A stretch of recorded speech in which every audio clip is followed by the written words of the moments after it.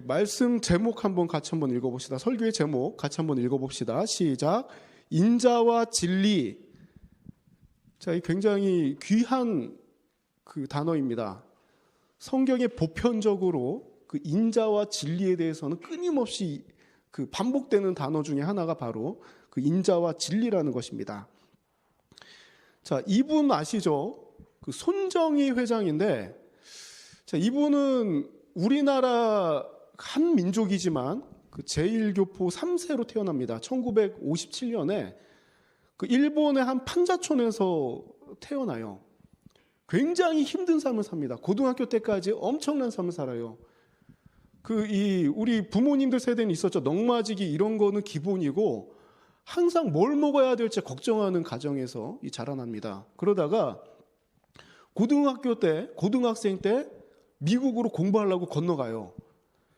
그 중국의 마윈 그 알리바바에 엄청나게 투자를 해서 마윈이 돈을 벌면 이 사람의 소득이 엄청나게 불어납니다. 손정희 회장이. 그 최근에 있었던 일이 그 쿠팡에 적자를 보는데도 22조를 투자를 해버리죠. 과감하게. 그래서 이 손정희 회장이 손이 닿는 곳마다 전부 다 엄청난 성장이 이루어집니다. 그리고 2017년도에는 청와대에서 이분을 초청을 해요. 근데 이분이 청와대에서 한 말이 대단합니다. 첫째도 AI, 둘째도 AI, 셋째도 AI입니다. 이 말이 2017년도에요. 현대자동차가 1조 원을 투자를 해서 그 보스턴 다이내믹스라는 로봇 회사를 인수했다 그래서 여기 자동차 회사가 왜 로봇을 만드나 했어요. 이 로봇 참 재밌습니다. 한번 유튜브 한번 찾아보십시오. 자, 근데 이 판 사람이 바로 손정희라 그럽니다. 자, AI를 외쳤던 사람이 로봇 회사를 판다 그러고 조금 더 바로 뒤에 어떤 기사가 나오냐면은 손정희가 갑자기 모든 자산들을 막 팔기 시작하는 거예요. 그 800억 달러를 현금화했다 그러는데 우리나라 돈으로 하면 90조 원 정도 됩니다. 최악의 상황을 대비하기 위해서 나는 갖고 있는 걸 다 판다. 로봇 회사랑 전부 다 팔아가지고 800억 달러를 이미 현금을 확보해 놓습니다. 자, 이때 같이 나온 기사가 뭐냐면은 바로 한참 지금도 이슈가 되고 있는 이 비트코인이죠, 비트코인. 자, 손정희는 현금을 가지라 그러는데 또 일부에서는 넥슨을 비롯해서 미국의 투자 회사들도 또 그 테슬라도 마찬가지죠. 비트코인을 갖다가 투자를 하기 시작을 합니다. 그래서 비트코인이 그래프를 보면은요, 이게 지금 우리나라 그 자료거든요. 2017년 5월부터 그 거래소에 상장이 돼가지고 지금 비트코인 매매를 한 그 그래프를 갖다 2017년부터 바로 어제 날짜까지의 그 그래프 곡선입니다. 나 태어나서 이런 그래프는 처음 봤어요. 좀 희미해서 제가 좀 진하게 하면, 자, 400만 원 했던 게 2020년 12월을 기점으로 해서 수직으로 올라갑니다. 갑자기 올라가요. 지금 2월 달까지는 그냥 거의 뭐 80도, 90도 각도로 올라가요. 한쪽에서는 현금화해야 된다. 한쪽에서는 돈을 내서 주식을 하든지 뭘 하든지 해야 된다. 자, 이거는 바로 코스피 그래프입니다. 1998년부터 2021년 그 금요일 그 4월 30일까지 그래프예요. 자, 1000단위로 있었던 게 갑자기 3200을 바라보게 됩니다. 넘어간 적도 있고 거기서 왔다 갔다 합니다. 자, 안 오르는 게 없어요. 안 오르는 게. 지금 안 오르는 것은 우리 월급밖에 없죠. 우리 소득은 안 오르는데 뭐 부동산도 오르고 비트코인 오르고 코스피 코스닥 전부 다 오른다고 합니다. 근데 또 이 주변에서 주식 갖다가 성공했다는 사람, 내 주식 올라서 이렇게 말하는 사람은 또 한 명도 없더라고요. 희한하게. 자, 또 안 오르는 게 하나가 있습니다. 제가 이 자료를 보고 많이 놀랐는데, 미국의 그 기준금리가 있고 시장금리라는 게 있어요. 그 기준금리라는 거는 중앙은행에서 꽉 잡고서는 그 경제를 컨트롤하는 그 금리를 말합니다. 한국은행이나 그 미국에서는 연방준비제도라 그러죠. 연준에서 요 그 금리를 하는데 제로금리입니다. 제로금리. 계속 0.25%. 몇 년 동안 지금 0.25%로 금리를 꽉 잡고 있어요. 세계적으로 풀린 돈이 어마어마한데, 뭐 지금 바이든도 국민 1인당 막 $1,400씩 준다 그러잖아요. 우리나라도 계속해서 지금 지원금을 풀지 않습니까?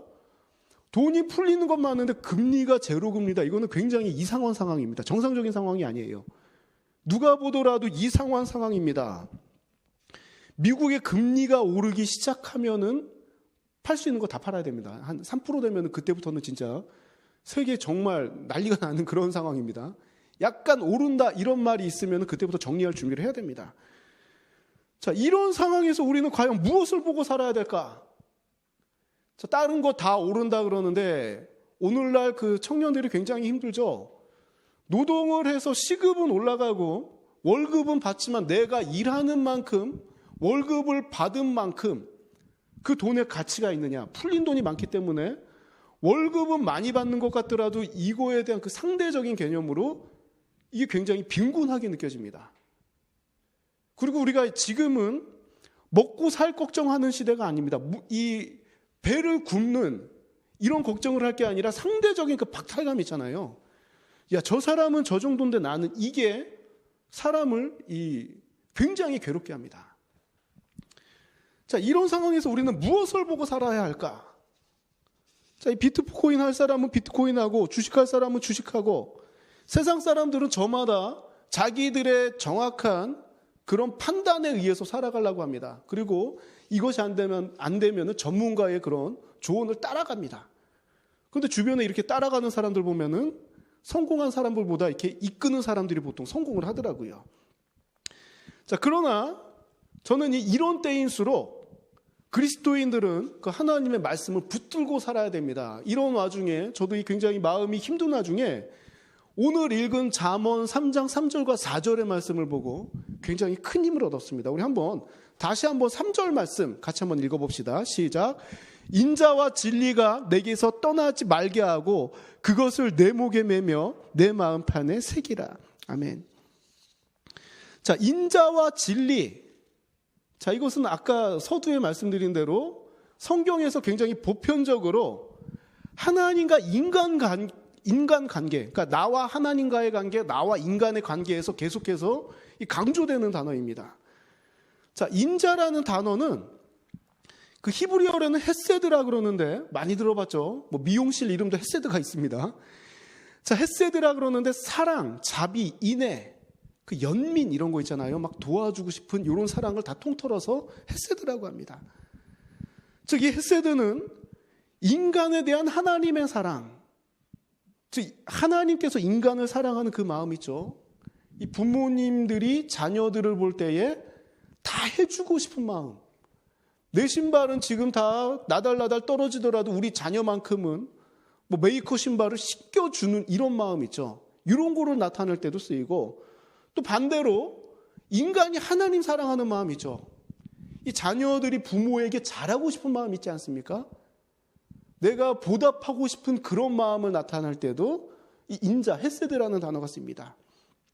그리고 인간과의 그런 사랑을 통해서도 이 헤세드라는, 즉 모든 인격적인 관계에서의 사랑을 말할 때 이 헤세드라는 단어가 사용이 됩니다. 가장 큰 미덕을 표현할 때 바로 이 인자라는 단어가 쓰인다는 것입니다. 자, 그리고 이 진리라는 단어는 그 에메트라는 단어인데, 이 확실하다, 견고하다, 진실하다라는 뜻이 있어요. 자, 상황이나 형편과는 관계없이 한결같은 마음이죠. 근데 여기에 사랑이 가미되어가지고 내가 꼭 뭐 사줄게 하면은 빚을 줘서라도 사주는 그런 진실성이죠. 신실함. 그걸 표현할 때 바로 이 진리, 에메트라는 단어를 씁니다. 자, 이런 점에서 이 두 가지 단어를 좀 생각을 해보면, 인자라는 단어는 그 자기중심적인 그런 이기심과 또 상대를 향한 그 미움에서 벗어나는 그런 행위들을 다 말해요.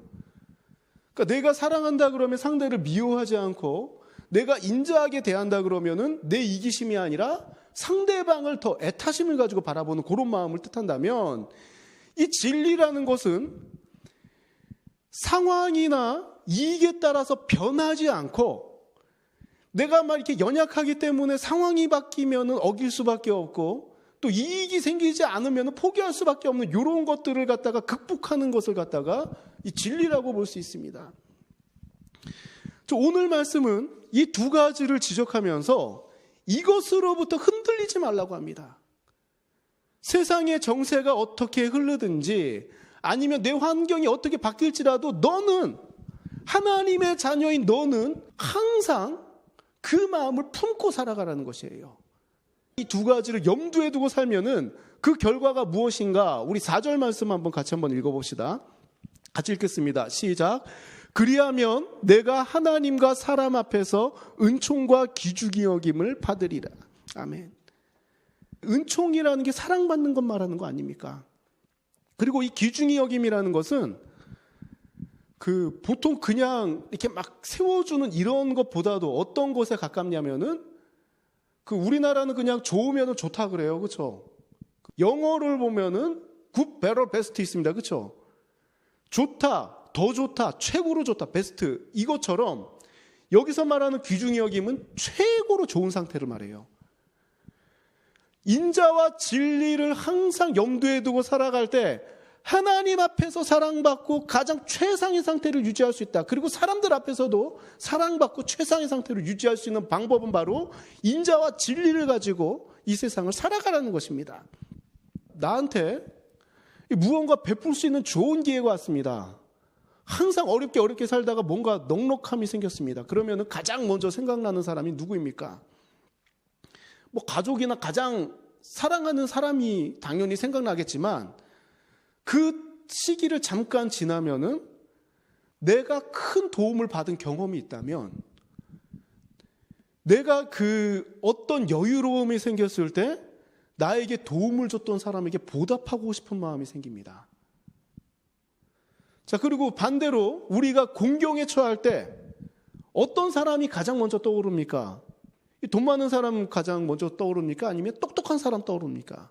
내가 공경에 처했을 때, 건강이 되었던, 상황이 되었던 엄청난 공경, 누구를 먼저 찾게 됩니까? 똑똑한 사람이나 뭔가 여유 있는 사람이 아니라 가장 사랑스러운 사람을 먼저 찾게 됩니다. 우리가 생각하기 싫지만 인종을 앞두고 있다, 아니면은 마취를 앞두고 있다 싶으면 가장 보고 싶은 사람이 가장 사랑스러운 사람이에요. 나와 함께 해줬던 사람, 끝까지 변치 않았던 사랑으로 나와 함께 살았던 사람들이 생각나는 게 당연합니다. 저는 여러분들이 바로 그런 존재가 되길 원합니다. 이번 한 주간 인자와 진리라는 단어에 집중하길 원합니다. 항상 이거는 우리가 염두에 두고 살아야 될 단어가 바로 인자와 진리라는 것이에요. 이 마음속에 이 인자와 진리를 난 시간 지나면 금방 까먹는데 이런 마음이 드는 사람들은 카톡에 나와의 채팅이 있죠. 나와의 채팅에 인자와 진리 지금 빨리 이렇게 보내기 누르시고 항상 한 주간 우리 인자와 진리라는 단어에 집중합시다. 그리고 아무리 삶이 막막할지라도 항상 인자 있죠. 상대를 향한 인자. 하나님 앞에서의 원망이 아니라 하나님 앞에서의 그런 인자함. 그리고 이 진리, 내가 이 상황에 따라 내 마음이 움직이고 기회를 잡는 삶이 아니라 흔들리지 않는, 정말 이 주관이 있고 소신이 있는, 이것이 또 세상적인 소신이 아니라 믿음의 소신이 있는 우리 삼동교회가 되길 원합니다.